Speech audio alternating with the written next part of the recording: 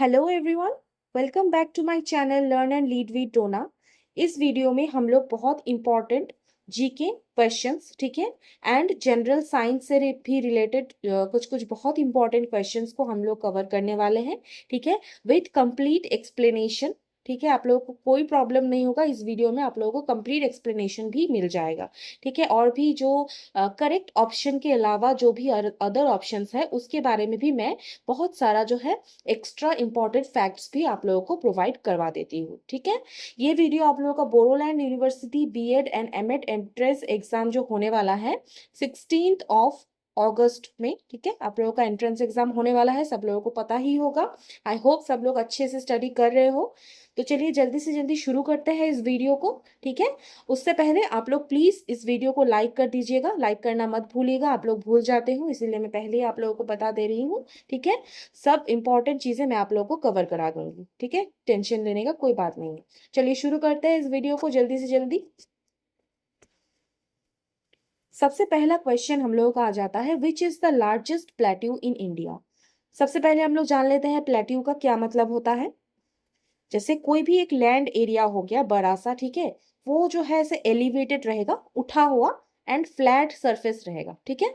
ऐसे mountain type sharp नहीं रहेगा, ठीक है, वो फ्लैट सरफेस रहेगा ऊपर वाला, लेकिन थोड़ा सा जो है उठा हुआ, नॉर्मल सरफेस से थोड़ा सा उठा हुआ एरिया जो रहेगा, ओके, उसको बोलते हैं प्लेट्यू, ठीक है। तो यहाँ पे क्या पूछा गया है, largest plateau in India. India में सबसे लार्जेस्ट जो ऐसा एरिया है वो कौन सा है हम लोगों का, यहाँ पे मैं आपको बता रही हूँ।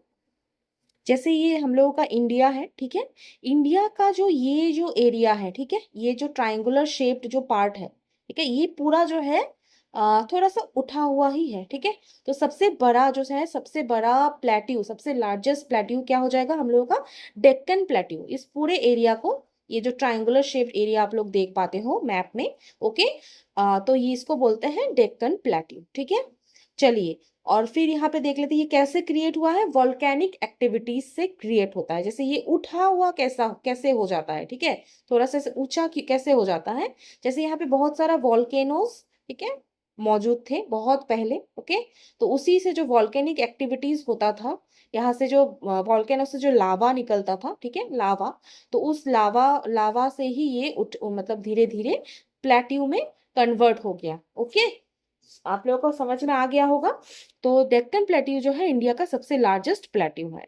बाद बाकी ऑप्शंस भी हम लोग देख लेते हैं। उससे पहले हम लोग जान लेते हैं कि डेक्कन प्लेट्यू जो है, ठीक है, टोटल इंडिया का 8 स्टेट्स में, ठीक है, 8 स्टेट्स में फैला हुआ है डेक्कन प्लेट्यू, ठीक है। टोटल कितना, more than 5 lakh square kilometre, okay, 5 lakh square kilometre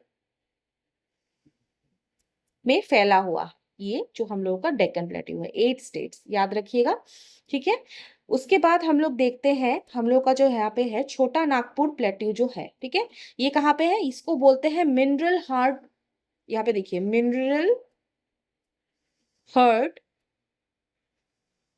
of India बोला जाता है किसको, हम लोगों का छोटा नागपुर प्लेट्यू को। कहाँ पे लोकेटेड है छोटा नागपुर प्लेट्यू, कहाँ कहाँ में होता है, कहाँ तक फैला हुआ है छोटा नागपुर प्लेट्यू, देखिए मेजर जो एरिया है हम लोगों का झारखंड में, ओके, झारखंड में पाया जाता है, मेन एरिया फैला हुआ है, ज्यादातर एरिया।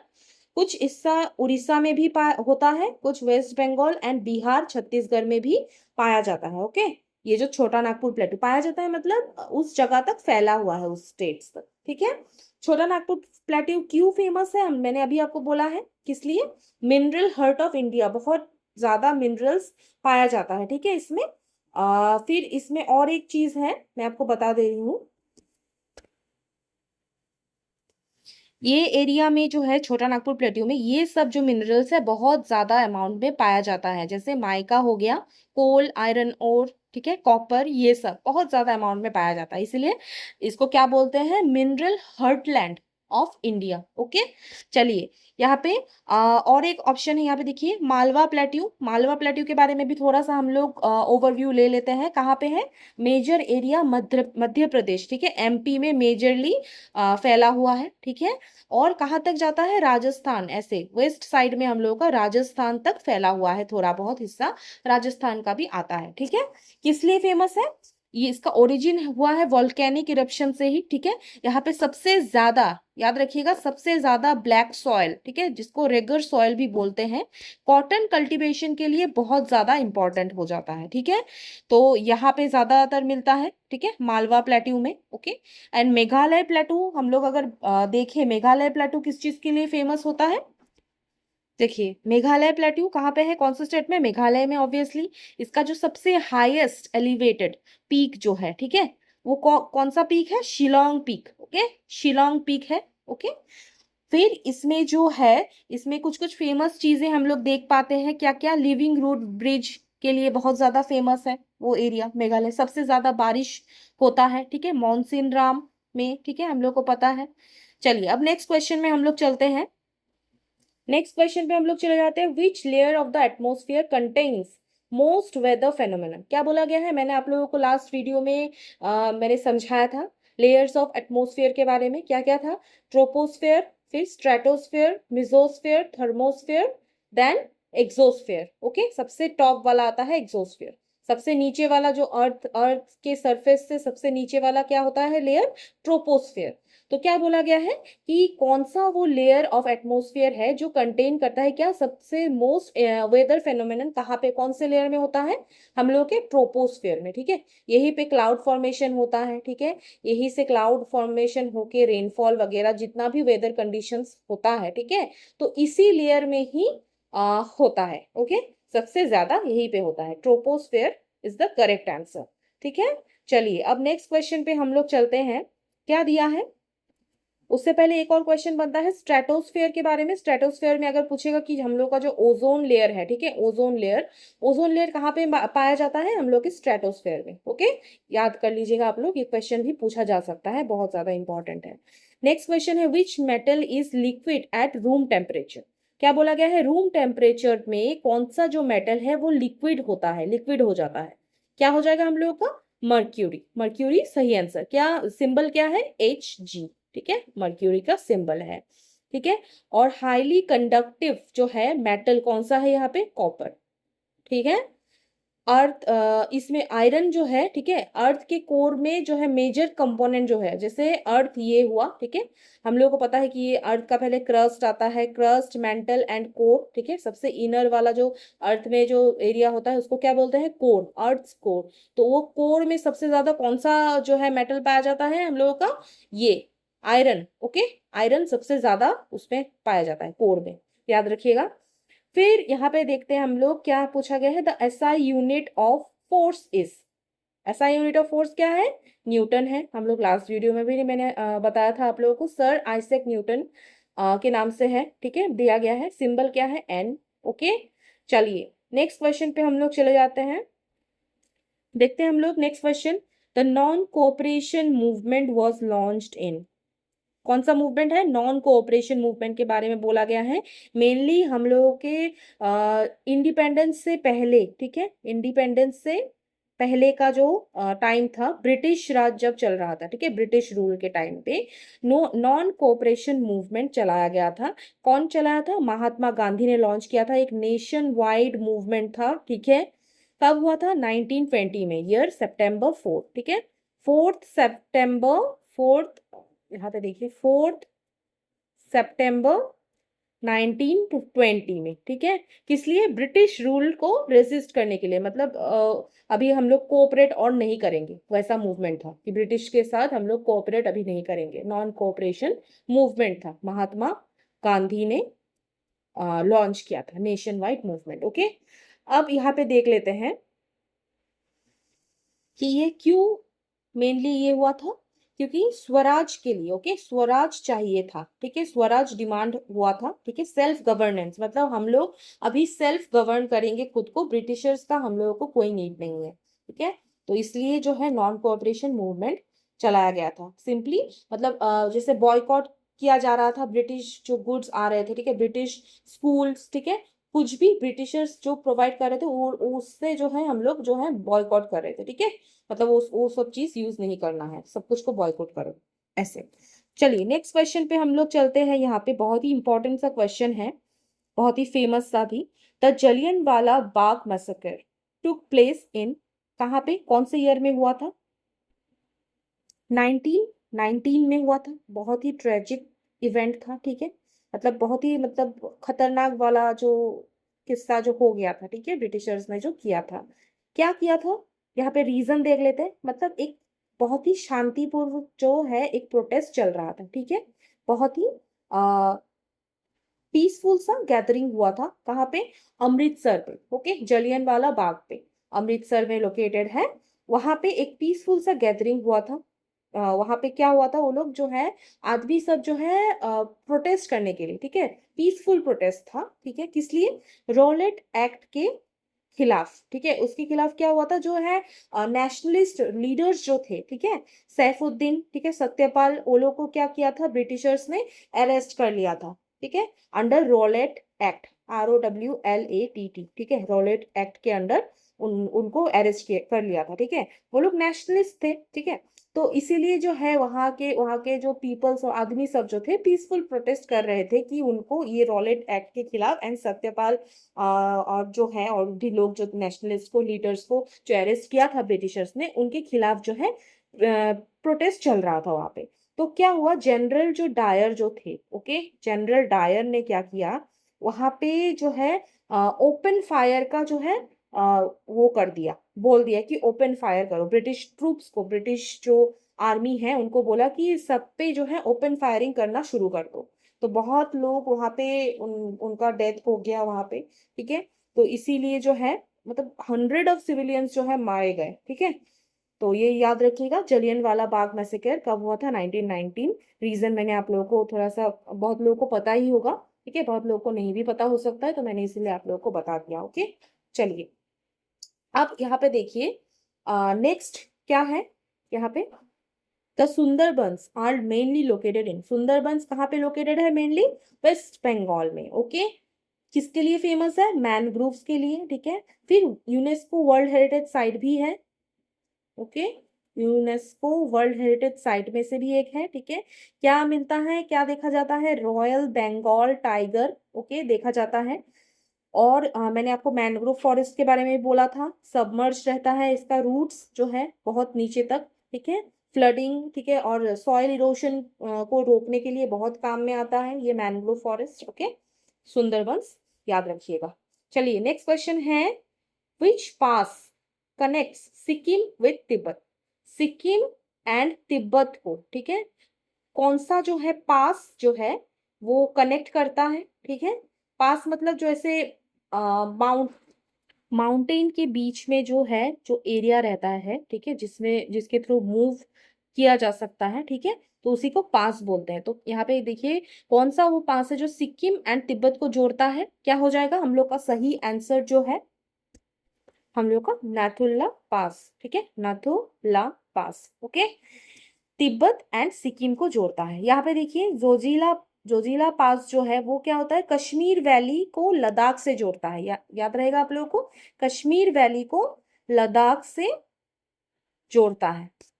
चलिए हम लोग नेक्स्ट क्वेश्चन पे मूव करते हैं। क्या दिया है यहाँ पे देखिए, which disease is caused by a deficiency of vitamin C. हम लोगों ने लास्ट वीडियो में भी कुछ कुछ डिजीजेस के बारे में डिस्कस किया था। यहाँ पे क्या पूछा है, विटामिन सी से, सी के डेफिशिएंसी से कौन सा डिजीज हो जाता है, स्कर्वी। स्कर्वी क्या होता है, विटामिन सी का जो है एक और नेम है, ठीक है, क्या नेम है, एस्कॉर्बिक एसिड बोलते हैं, ठीक है, एस्कॉर्बिक एसिड के नाम से जाना जाता है, याद रखिएगा, ये नेम भी पूछा जाता है, ठीक है।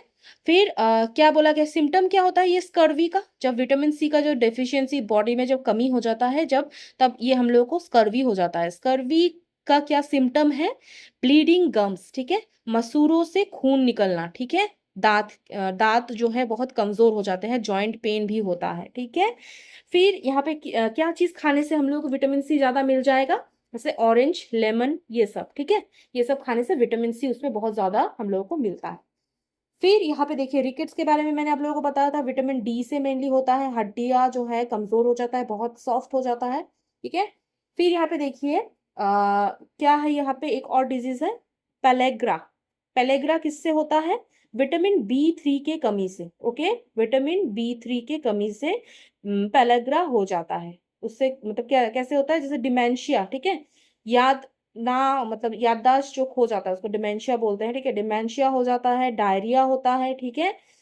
ये सब जो है उनका उसका सिम्टम है, ठीक है, विटामिन बी 3 याद रखिएगा पेलेग्रा। बेरी बेरी किससे होता है? विटामिन बी 1 के कमी से, यहाँ पे देख लीजिएगा ध्यान से, मैं यहाँ पे फिर से लिख दे रही हूँ। बेरी बेरी किससे होता है? विटामिन बी 1 के कमी से। पेलेग्रा किससे होता है? विटामिन बी 3 के कमी से। स्कर्वी किससे होता है? विटामिन सी के कमी से। एंड रिकेट्स विटामिन डी के कमी से, ओके। ये थोड़ा सा आप लोग याद रखिएगा, ठीक है, पूछा जा सकता है। चलिए नेक्स्ट क्वेश्चन पे हम लोग मूव करते हैं। विच मेटल इज लिक्विड, ये मैंने आपको अभी बताया था, mercury is the correct answer. Room temperature में ये लिक्विड होता है, ठीक है। मर्क्यूरी का क्या सिंबल है? Hg, अभी बताया था मैंने आपको, ठीक है। कहाँ पे मर्क्यूरी ज्यादा यूज होता है? थर्मोमीटर, ठीक है, बैरोमीटर एंड थर्मोमीटर्स, ये सब चीजों में जो है यूज होता है मर्क्यूरी का, ठीक है। लेकिन ये बहुत ही ज्यादा हाईली टॉक्सिक है, ठीक है, ह्यूमन नर्वस सिस्टम के लिए, ह्यूमन नर्वस सिस्टम के लिए बहुत ही ज्यादा टॉक्सिक माना जाता है, टॉक्सिक होता भी है, ओके। आयरन के बारे में मैंने आपको बता ही दिया ऑलरेडी। चलिए अब नेक्स्ट क्वेश्चन पे हम लोग जल्दी से जल्दी चले जाते हैं। क्या बोला गया है यहाँ पे? सबसे पहला क्वेश्चन देखिए, transpiration mainly takes place through plants में पूछा गया है, ऑब्वियसली ऑप्शंस देख के पता चल रहा है, ठीक है। ट्रांसपिरेशन कैसे होता है? मेनली टेक्स प्लेस किस में से, किसके थ्रू होता है? स्टोमाटा। स्टोमाटा कहाँ पे होता है? लीव्स जो होते हैं, ठीक है, प्लांट्स के जो लीव्स होते हैं उसमें जो है छोटे छोटे, एकदम छोटे छोटे जो है कुछ कुछ पोर्स है, ठीक है, ऐसे ऐसे छोटे छोटे पोर्स है। उसी पोर्स में मतलब अगर हम लोग मतलब माइक्रोस्कोप में देखेंगे तो ऐसे टाइप का एक स्ट्रक्चर टाइप होता है, ठीक है, उसको बोलते हैं क्या? स्टोमाटा बोलते हैं। कैसे होता है? रेगुलेट करता है, गैस का एक्सचेंज होता है, ठीक है, CO2 एंड ऑक्सीजन का जो है, कार्बन डाइऑक्साइड एंड ऑक्सीजन का जो है एक्सचेंज होता है इसी स्टोमाटा के थ्रू, ओके। चलिए अब हम लोग नेक्स्ट क्वेश्चन यहाँ पे देख लेते हैं, याद रखिएगा स्टोमाटा ट्रांसपिरेशन में हेल्प करता है प्लांट्स को। फिर नेक्स्ट क्वेश्चन यहाँ पे क्या है? पिगमेंट इज प्राइमरीली रिस्पॉन्स, यहाँ पे आ जाएगा which, okay, which pigment is primarily responsible for the green colour of plants.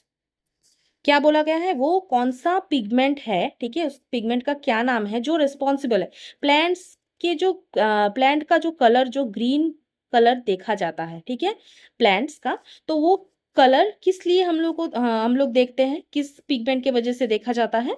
हो जाएगा हम लोग का क्लोरोफिल, ठीक है। क्लोरोफिल उस पिगमेंट का नाम है, ठीक है, जो क्या करता है, यहाँ पे बहुत ध्यान से सुनेगा, सारा जो है ब्लू लाइट, ठीक है, blue light and red light को एब्जॉर्व कर लेता है, ठीक है, एब्जॉर्व कर लेता है, और खाली जो है ग्रीन कलर को रिफ्लेक्ट करता है, इसीलिए हम लोगों के आंखों में जब वो ग्रीन कलर का वो हम लोग देख पाते हैं, लीव्स इसलिए ग्रीन कलर दिखता है, ओके, याद हो जाएगा।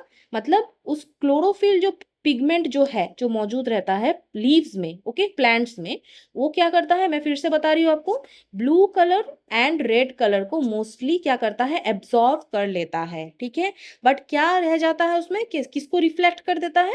रिफ्लेक्ट मतलब ऐसे बाहर की तरफ वो कर देता है, रिफ्लेक्ट उसको बोलते हैं, ठीक है। और एब्जॉर्ब मतलब अंदर की तरफ एब्जॉर्ब कर लेता है ये ब्लू एंड रेड कलर को, और बाहर की तरफ ग्रीन कलर को रिफ्लेक्ट कर देता है, जिसके जिसके लिए वजह से हम लोगों को लीव्स ग्रीन दिखते हैं, ठीक है, पेड़ के जो लीव्स हैं वो ग्रीन दिखते हैं, पिगमेंट है क्लोरोफिल, याद रखिएगा। चलिए नेक्स्ट क्वेश्चन पे हम लोग चलते हैं। क्या बताया है यहाँ पे देखिए, which microorganism is commonly used in curd formation। Curd मतलब दही, ठीक है, दही दूध से जो दही बनता है, ओके, तो वो उसमें जो कर्ड फॉर्मेशन के लिए वो कौन सा एक माइक्रो ऑर्गेनिज्म है, हम लोग खुले आंखों से नहीं देख पाते हैं बट माइक्रोस्कोप के थ्रू हम लोग देख सकते हैं, वो कौन सा माइक्रो ऑर्गेनिज्म का यूज होता है? Lactobacillus is the correct answer, okay. Lactobacillus एक रॉड शेप बैक्टीरिया है, ठीक है, ऐसे रॉड शेप बैक्टीरिया है, ओके। तो ये क्या करता है? ये कन्वर्ट करता है जो लैक्टोज शुगर है, ठीक है, उसको लैक्टिक एसिड में कन्वर्ट कर देता है, ठीक है।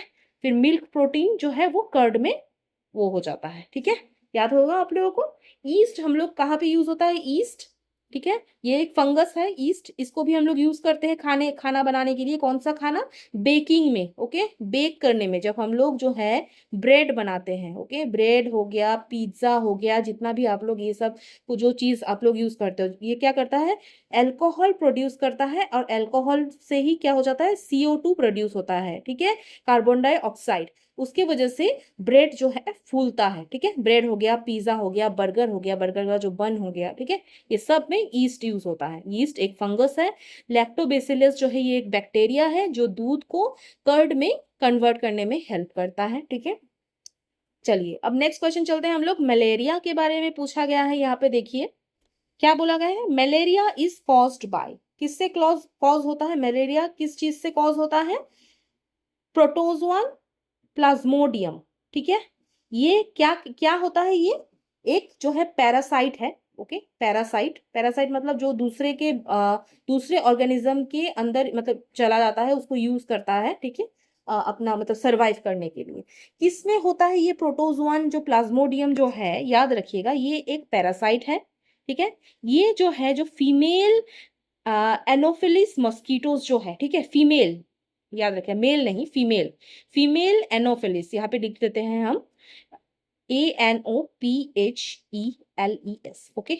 इस फीमेल एनोफिलिस मस्कीटो पे मस्कीटो जो है ये कैरी कर लेता है, मतलब इसके बॉडी में जो है, इसके बॉडी में जो है ये जो है प्रोटोजोआन प्लाज्मोडियम, ठीक है, एक rod shaped sorry not rod shaped, single cell parasite है, ओके, सिंगल सेल है।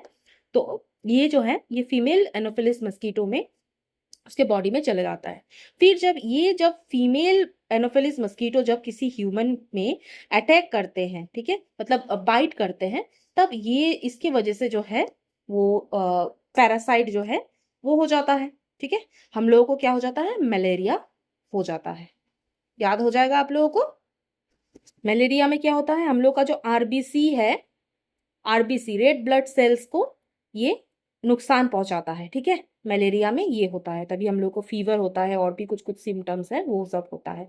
याद रखिएगा दो चीज, एक तो है प्रोटोजोआन, यहाँ पे देख लीजिए प्रोटोजोआन प्लाज्मोडियम ये, okay, and female Anopheles mosquito, ठीक है, याद हो जाएगा आप लोगों को। चलिए यहाँ तक मैं ये वीडियो एंड करती हूँ, ठीक है, तब तक आप लोग जो है अच्छे से रिवीजन करते रहिए, ठीक है, और आप लोगों को सभी को ऑल द बेस्ट, ठीक है, एग्जाम आप लोगों का बहुत अच्छा जाए, आई होप आप लोगों का सिलेक्शन हो जाए बोरोलैंड यूनिवर्सिटी में, ठीक है। अभी एंड करते हैं वीडियो को, नेक्स्ट वीडियो में हम लोग मिलते हैं, ठीक है, लाइक कर दीजिएगा एंड शेयर कीजिएगा, सब्सक्राइब कर लीजिएगा, लर्न एंड लीड विद टोना को।